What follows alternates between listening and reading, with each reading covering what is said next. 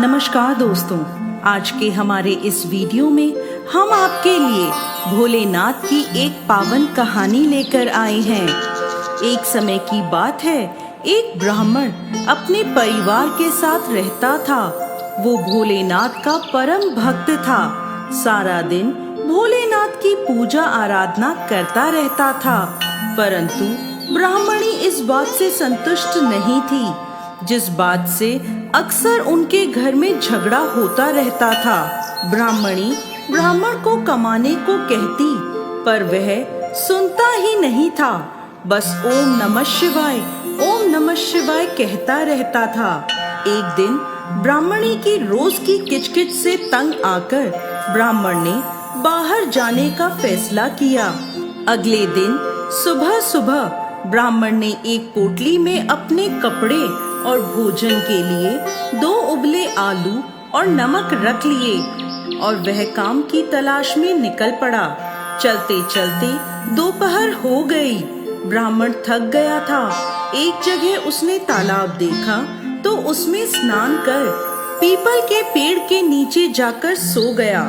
संयोगवश वहां से उस वक्त भोलेनाथ और माता पार्वती गुजर रहे थे।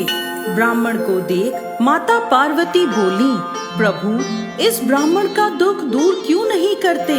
भोलेनाथ बोले, पार्वती सब कर्मों का फल होता है जो मनुष्य भुगतता है। पार्वती जी बोली, लेकिन प्रभु आप इसकी दरिद्रता दूर करें। भोलेनाथ ने ब्राह्मण की पोटली में रखे 2 आलूओं को 2 लड्डुओं में बदल दिया और पार्वती जी से बोले, चलो देवी, ब्राह्मण का काम हो गया। ब्राह्मण जब नींद से उठा तो उसने भोजन करने के लिए अपनी पोटली खोली। पोटली में 2 लड्डू देखकर ब्राह्मण बोला, ब्राह्मणी ने ये काम तो बहुत अच्छा कर दिया। ब्राह्मण ने लड्डू खाया और बोला, बड़ा स्वादिष्ट लड्डू है, मैंने पहले ऐसा लड्डू कभी नहीं खाया। जैसे ही उसने पोटली से दूसरा लड्डू उठाया तो देखा पोटली में तो 2 लड्डू और रखे हैं। उसने एक लड्डू उठाकर खा लिया। फिर पोटली में देखा तो 2 लड्डू फिर से रखे दिखे। ऐसा करते करते ब्राह्मण ने पेट भरकर लड्डू खा लिए। पोटली में अभी भी 2 लड्डू रखे थे। ब्राह्मण ने पोटली उठाई और ओम नमः शिवाय कहता अपने घर की ओर चल पड़ा। घर पहुंचकर ब्राह्मण ने ब्राह्मणी को पोटली की सारी बात बता दी और बोला, देखा भोलेनाथ की कैसी कृपा हुई है। ब्राह्मणी और बच्चों ने भी पेट भरकर लड्डू खाए। अब उन्होंने लड्डू की दुकान खोल ली। अब लोग लड्डू खरीदने आने लगे। कुछ दिनों में आसपास के लोग सोचने लगे कि ये लड्डू आते कहाँ से हैं? कोई कारीगर नहीं दिखता, ये लड्डू बनाते कहाँ हैं? धीरे धीरे ब्राह्मण के दिन फिर गए। अच्छा घर बना लिया। ब्राह्मण के खूब ठाट बाट हो गए, लेकिन लोग ईर्ष्या करने लगे और एक दिन पोटली का राज ब्राह्मण के पड़ोसी को पता चल गया। उसने राजा से जाकर चुगली कर दी। राजा जी, ऐसी पोटली राजा के घर शोभा देती है। राजा ने सैनिकों को हुक्म दिया कि वह पोटली ब्राह्मण से लेकर राजमहल में ले आए। राजा की आज्ञा थी तो ब्राह्मण ने पोटली दे दी। पोटली के जाते ही ब्राह्मण के फिर वही हाल हो गए। ब्राह्मणी बोली, आप फिर से उसी स्थान पर जाएं और भोलेनाथ की आराधना करें। ब्राह्मण ने ऐसा ही किया। ब्राह्मण अगले दिन फिर अपने वस्त्र और भोजन की पोटली लेकर निकल पड़ा। उस स्थान पर पहुंचकर स्नान किया और पोटली पास रखकर भोलेनाथ को याद करता सो गया। फिर संयोगवश माता पार्वती और भोलेनाथ वहां से गुजरे।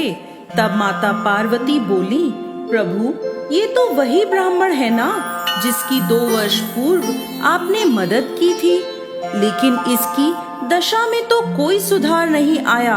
प्रभु इसका उद्धार करो। इस बार भोलेनाथ ने ब्राह्मण की पोटली में 2 ईंटें रख दी और बोले, पार्वती अब ब्राह्मण को उसकी लड्डुओं की पोटली वापस मिल जाएगी।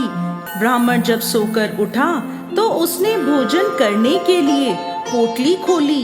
पोटली में से एक ईंट उछली और उसके माथे पर लगी। वो बोला, प्रभु ये क्या? वो ईंटें लेकर अपने घर पहुंचा। ब्राह्मण को देखते ही ब्राह्मणी बोली, ये सिर पर चोट कैसे लगी? ब्राह्मण ने सारी बात ब्राह्मणी को बता दी। ब्राह्मणी निराश हो गई। उन दोनों ने बचते हुए पोटली का मुंह खोला तो उसमें से एक के बाद एक ईंटें उछलती जाएं। ब्राह्मणी को सारी बात समझ में आ गई। वो ब्राह्मण से बोली, राजा के संदेश भिजवाएं कि या तो हमारी लड्डू की पोटली वापस करे या हमसे युद्ध करे। राजा के पास ब्राह्मण का संदेश पहुंचा। राजा को संदेश अटपटा लगा। उसने ब्राह्मण को डराने के लिए 10-20 सैनिक भेज दिए। सैनिकों को देखकर ब्राह्मण ने पोटली खोल दी। पोटली से ईंटें उछल उछल कर सैनिकों को मारने लगी। जब राजा को ये पता चला तो राजा लड्डू की पोटली लेकर ब्राह्मण के पास पहुंचा और पूछने लगा, ये क्या माजरा है? तब ब्राह्मण बोला, ये तो भोलेनाथ का आशीर्वाद है। तब राजा ने ब्राह्मण को लड्डू वाली पोटली और खूब सोना चांदी दी। इस प्रकार ब्राह्मण सुख पूर्वक रहने लगा। बोलो देवों के देव महादेव की जय।